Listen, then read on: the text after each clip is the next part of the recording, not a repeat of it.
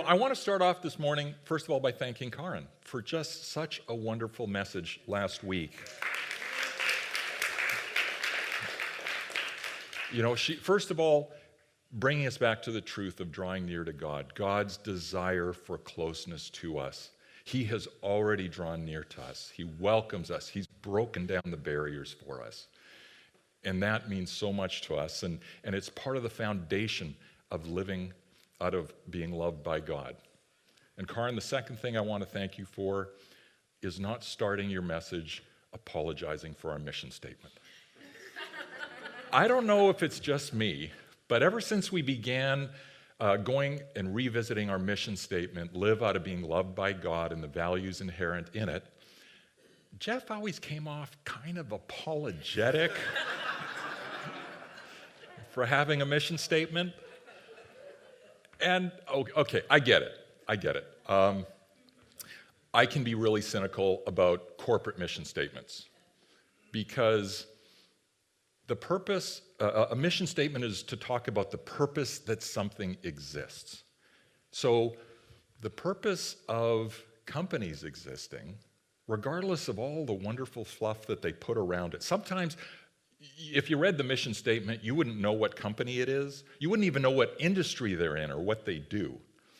But in reality, the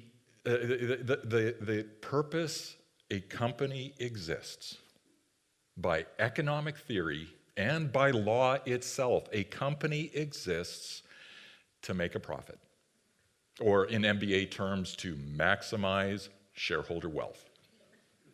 That's why they exist. And I heard of one person who was trying to craft one of these lofty mission statements, and she just completely despaired and threw up her hands and said, why don't we just be honest and say we will strive to make as much money as we can without going to prison? That's an honest mission statement. So, yeah, I can be cynical of mission statements as well, but for me it changes completely when I move out of the for-profit realm into any organization whose core mission is not to make a profit. Now, I know some of you have been, like myself, have worked in not-for-profit organizations. And your experience, like mine, has probably been as soon as you take away that very simple, clear purpose for existing, maximizing profit, suddenly, if you have 10 employees or 10 members, you have 10 different definitions of success. And things very quickly start to scatter and fragment. And so a mission statement is valuable, and I'm very appreciative of our mission statement here. It's without any embarrassment whatsoever that I am glad to say live out of being loved by God. And there's a personal reason for this as well for me. Because a little while back, I wanted to write out what I believe. What do I believe about God, who He is, how He acts, implications for my life? And I was getting nowhere with it. I couldn't find an organizing principle that I could hang stuff on in a coherent manner. And then I looked, and it was right there. Live out of being loved by God. And things I realized could fall in place, but I couldn't work through it, live out of being loved by God. I actually have had to work backwards because how I live is absolutely founded by being loved. And that love is coming from God, so I need to understand who God is so I can understand that love and understand how it affects me and how I am supposed to live out. Now, I can picture it a little more easily as a pyramid, starting with God at the foundation. The question is, who do I believe God is? Who do I believe God is? What are His qualities? Because taking an example such as the sovereignty of God, do I believe He is truly all-powerful and nothing can touch me that He hasn't first sifted through His fingers?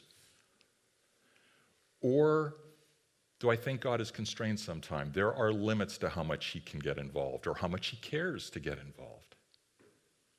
What I believe there is going to affect everything else about how I'm supposed to live. Or is God bound up in time as we are, living from one day to the next? Or when he created the universe, he also created time and lives outside of time. Oh, that one really hurts my brain on a Sunday morning. But the interesting thing is that's what the smartest physicists are coming to conclude, that time has not always been around. Yeah, let's not go too deep into that. And then from what I believe about who God is, now I can start thinking about one of his major characteristics of love and being loved by God. And that triggers more questions. Why does God love me? That links to who he is. Another question is that triggers is, well, do I need God's love? And if I need God's love, what does that say about me? What does that mean about me as a piece of his creation? I can also look at, how does God love me? Do I expect God's love to manifest itself by making my life as easy and comfortable as possible? That's what we think of as a parent. We're there to make our children comfortable. Or does God have a higher, a more profound purpose in my life that floating through with the comfort of a trust fund baby is not going to accomplish that purpose?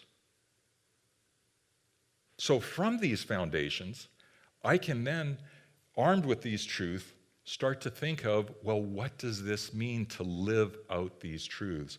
What does it mean for me? And yeah, I've been at this for a while now and putting it together, and it is feeling like it's hanging together. No, I can't claim that I understand everything. That would be cool. That I understand everything about God and how he works and his intentions and how I'm supposed to act in every situation. But it really does start to help me wrestle with those difficult verses and start to understand where we're going. Seemingly insane verses like, be anxious for nothing. That's easy to flow off the lips, but nothing? There are some pretty scary things out there. Or, turn the other cheek. Yeah, maybe. How often? Forgive 70 times 7. That's a lot. That's a lot of times. Or be content in all circumstances. You know, there are a lot of circumstances I'd really rather not be in, but you're asking me to be content, and then it gets worse. Rejoice. Rejoice always. Give thanks in all circumstances. This is not making a lot of sense to me if I'm just coming at it from my point of view. Or be content with your pay.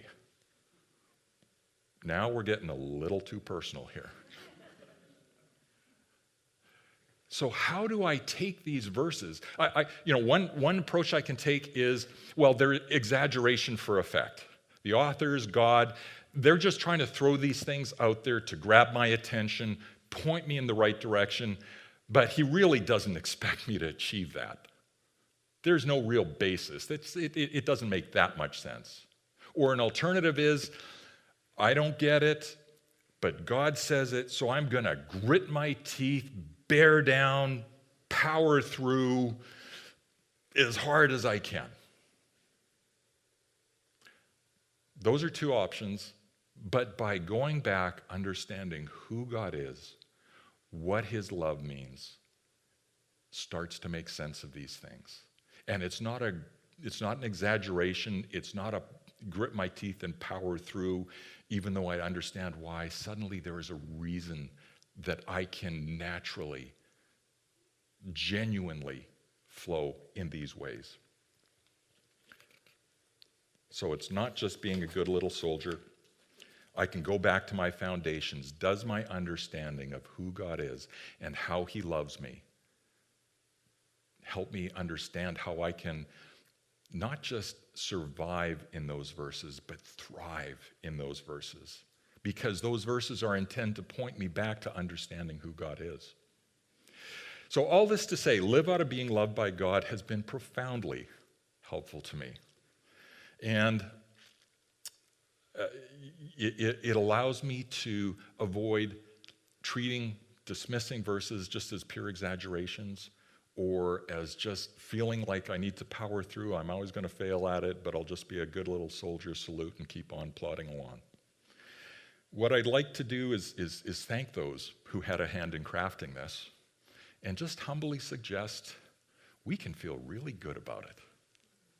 And it's not just a slogan.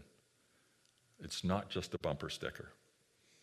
And so even beyond that, in addition to just saying how I use our mission statement, let's do a little example just to show how the mission statement can work in. Let's go back to one of our church's values, value number 9. The church must lead the way in love and reconciliation.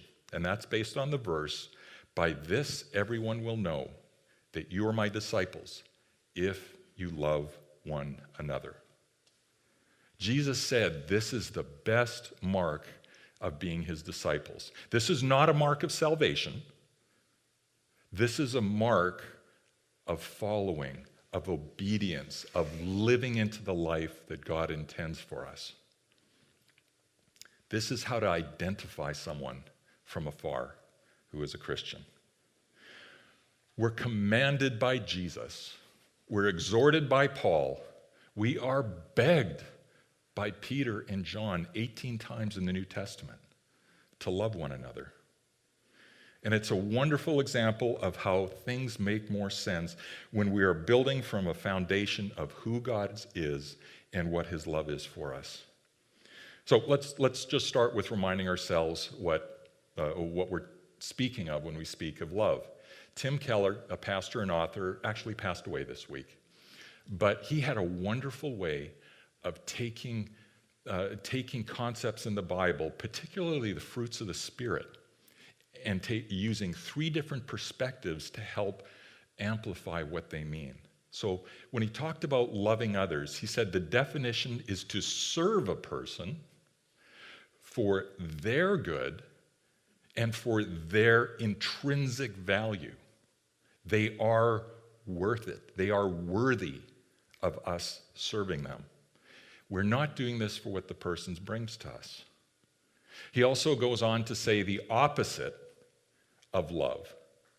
The opposite of love, this one surprised me. The opposite of love is not hate. The opposite of love is fear. I don't serve someone because I feel I need to protect myself.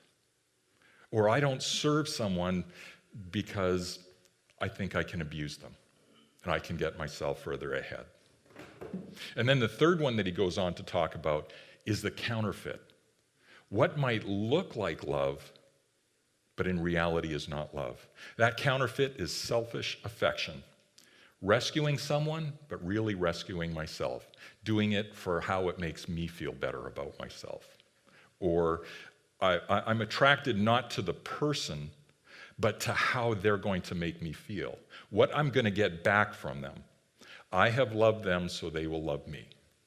That is not love. That is a counterfeit. So my foundation, as I get to know who God is and what his love means for me and what his love costs, tells me that I now start seeing others with the value and the love that God sees them.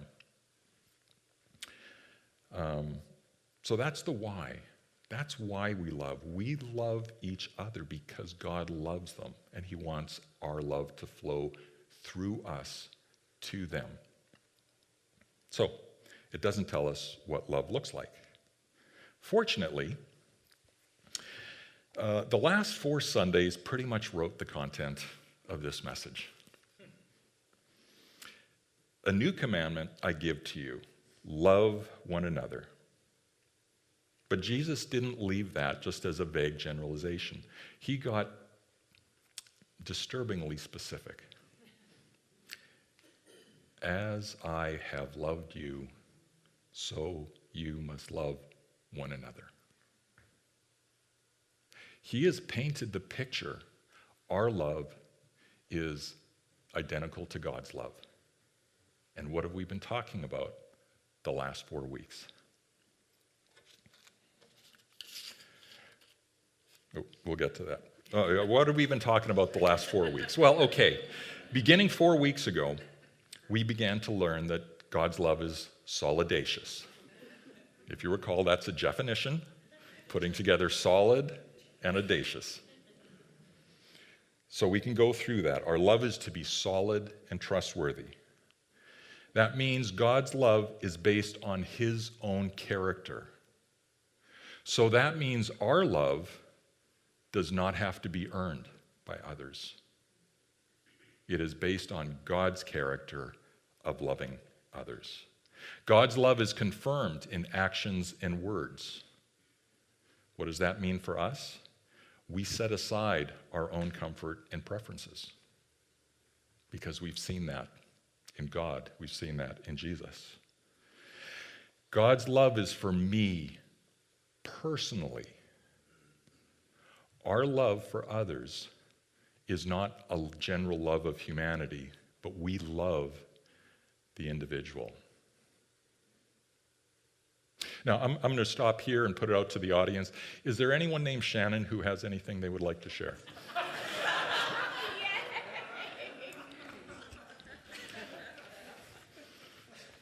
So I asked Dave if I could read this because I read this in a book and I was like, that is me, which is surprising because the book was written in 1880 and I'm really not that old. But it is actually Father Zosima, and he was an elder and a monk. And this is what he said, and I saw myself. I love mankind, he said, but I'm amazed at myself. The more I love mankind in general, the less I love people in particular, that is, individually as separate persons. In my dreams, said Father Zosima, I often went so far to think passionately of serving mankind, and it may be, would really have gone to the cross for people if it was somehow suddenly necessary. And yet, I am incapable of living in the same room with anyone, even for 2 days. I know this from experience. As soon as someone is there close to me, his personality oppresses my self-esteem and restricts my freedom. In 24 hours, I can begin to hate even the best of men or women. One, because he takes too long eating his dinner. Another, because he has a cold and keeps blowing his nose. I become the enemy of people the moment they touch me, he said. On the other hand, it has always happened, the more I hate people individually, the more ardent becomes my love for humanity as a whole. Thus ends the audience participation segment. You know, for the first time, I just wondered if that's aimed at me at all.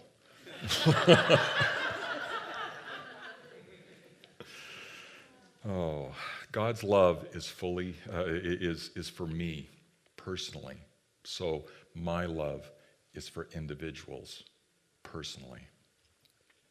And finally, God's love is fully informed, meaning for me, no one is disqualified ever. There are no 3 strikes and you're out.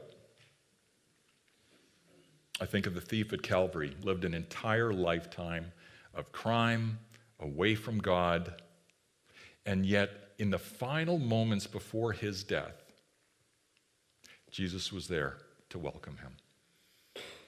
He was not disqualified. Our love is to be solid. And our love is to be audacious. Jeff ran around the spokes of this wheel, speaking of all the attributes that should be in my love for others, of caring, forgiving, comforting, pursuing. And because God's love is audacious, beyond what we would ever deem justice or appropriate, so I should expect, if I am truly living God's love as Jesus has loved me, others will be puzzled by how far I go. Some Christians will wonder, am I going too far? 3 weeks ago, Bill and Jeff gave us a fireside chat about loving ourselves and how difficult that can be. And, looking into myself, how does that apply? If I am not loving myself, and of course, if I have trouble loving myself, it will be difficult loving others, then I don't really understand God. And I don't understand God's love, and that is not a rebuke to anyone. That is a sign of hope. There is truth beyond this, beyond what I'm feeling, what I may have sunk in. God loves me, and I can love myself too. And that is the hope that we can live in.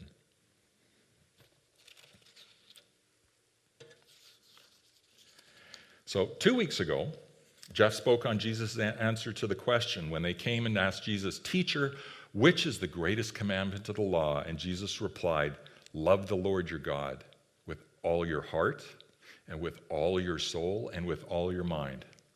And they didn't ask for it, but he threw in a freebie. And the second greatest commandment is love your neighbor as yourself, which wonderfully teed things up for today. And then finally, last week, Karin talked about drawing near to God without fear of barriers or rejections. What does that mean for my love for others? Others should feel safe around me. They should feel safe to come to me. James 4:8, draw near to God and he will draw near to you. He's already near to me. Jesus was accused of being a glutton and hanging around with the wrong people. They said,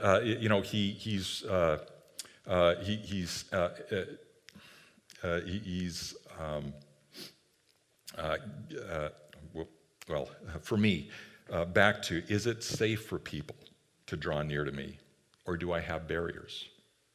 It might be an air of judgment that I walk around with, that I'm emitting, probably because deep down it feels safe to judge, but it doesn't make it safe for other people. It might be a little more benign. I just look really busy. But what barriers am I putting up that might make people not feel safe to come to me and to be able to expect God's love through me? Also, 2 Timothy 2:13, if we are faithless, he remains faithful. After I have shown love to someone and they've abused it, am I still standing ready to show it again? Or maybe they just weren't sufficiently appreciative of my love. I didn't even get a thank you. Am I still standing ready to do it again and again and again? So by looking at God, looking at his love, it gives me the reasons to love others and the hallmarks of what my love should look like. Okay, but what does love look like in this specific situation? There's still the question of how. Now, some of the things, the extreme things, are still always there. As extreme as they sound, they're based on God's character, solid. The question of who, for example, loving everyone, loving friends, loving family, loving enemies. No one is outside those borders. No one has been disqualified from receiving God's love through me. And my love, my genuine love, valuing them, seeing them as God sees them, loving to them. And there's still the question of how. It's one thing to show love to those in a difficult situation who are in that position through no fault of their own. I just need to be willing to, sacrifice a little bit of my plans to serve them, suffer some inconveniences, but then it gets harder. What if maybe through foolishness or bad choices, they got themselves into that situation? Or through some very intentional sin, they got there. Maybe it doesn't directly affect me. Maybe it has cost me dearly. Maybe it's just been a one-time event.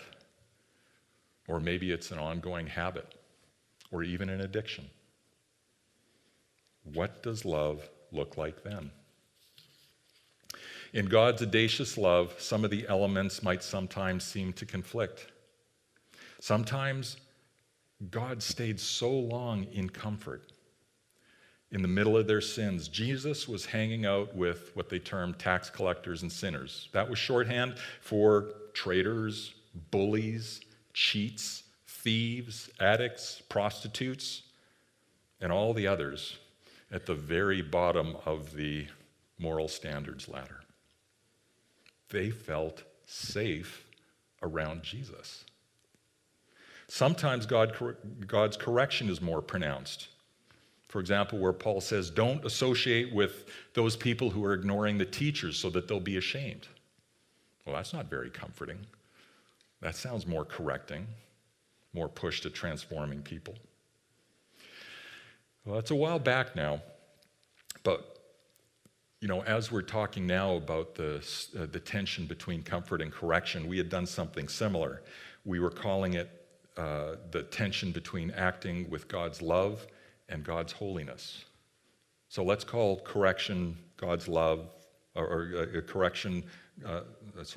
comfort God's love, correction God's holiness, but it's really all within God's love. We feel like we need to choose one or the other. I may feel I just really want to comfort the person. I want to make them feel better. I want to ease their way. But then I might be missing out. I might be totally overlooking an opportunity that God has placed for correction in that situation. Or I might be more the kind of person of, if they don't have to feel the pain of what they're doing, they're never going to learn their lesson, they're never going to change. But where is the comfort? So maybe I'll give a lot of comfort, but a little bit of correction. I'm watering it down both.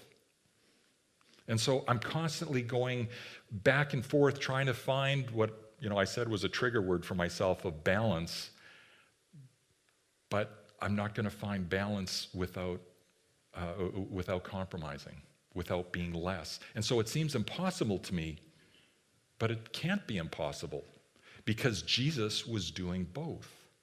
Jesus was 100% holy and he was 100% loving. So rather than that slider, it's really two sliders. That Jesus was able to provide 100% comfort and 100% correction. Now, what does that look like? It's beyond my capacity to predict what that should look like. Which shouldn't surprise me, because as we've been talking about, God's love is phenomenal. In fact, his love is something beyond our human capacity to grasp. I look at this verse from Paul where he's saying, I pray for you, being rooted and established in love, may have the power together with all of God's holy people. I'm praying for you so that you have the power to grasp, just to be able to understand, have a sense of how long and high and deep is the love of Christ, and to know this love that surpasses knowledge. We require supernatural intervention to understand God's love. It is beyond what we as people could ever come up with and ever understand.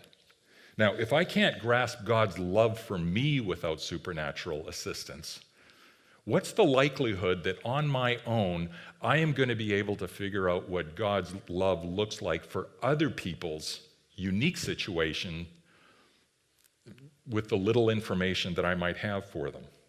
I need to be humble for my guidance. Colossians 1, 9 and 10. This is where Paul says, we have not stopped praying for you.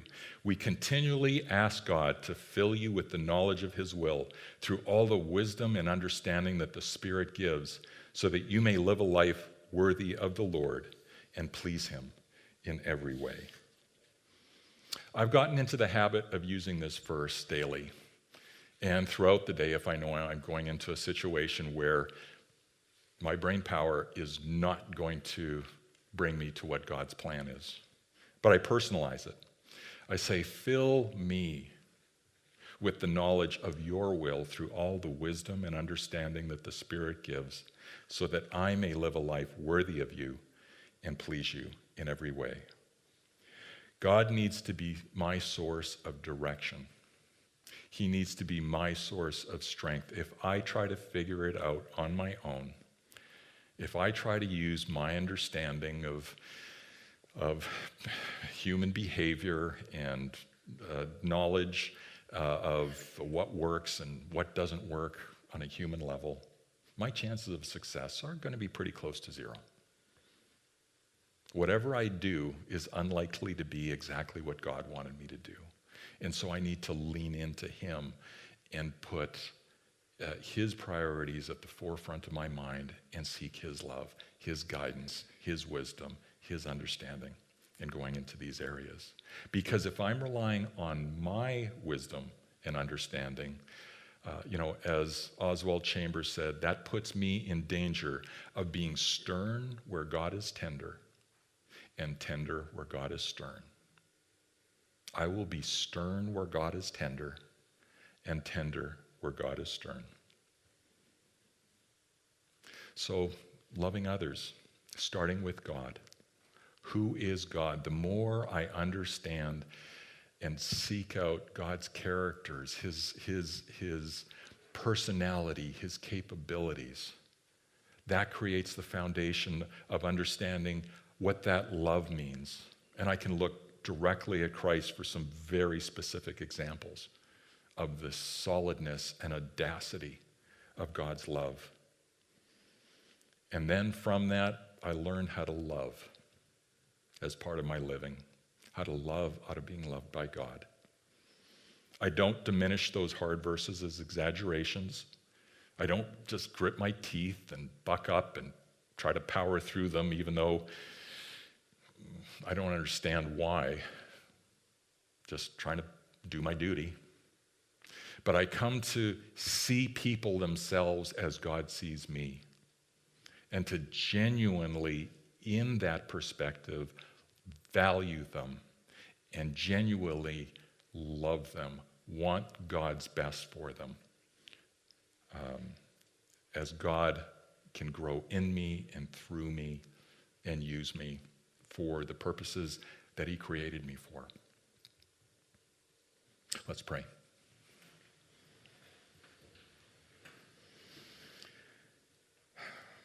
God, fill us with the knowledge of your will through all the wisdom and understanding that the Spirit gives, so that I may live a life worthy of you and please you in every way, bearing fruit in good work, living our lives extravagant in love, extravagant in joy and peace and patience, extravagant in kindness, goodness, gentleness, and faithfulness. Amen.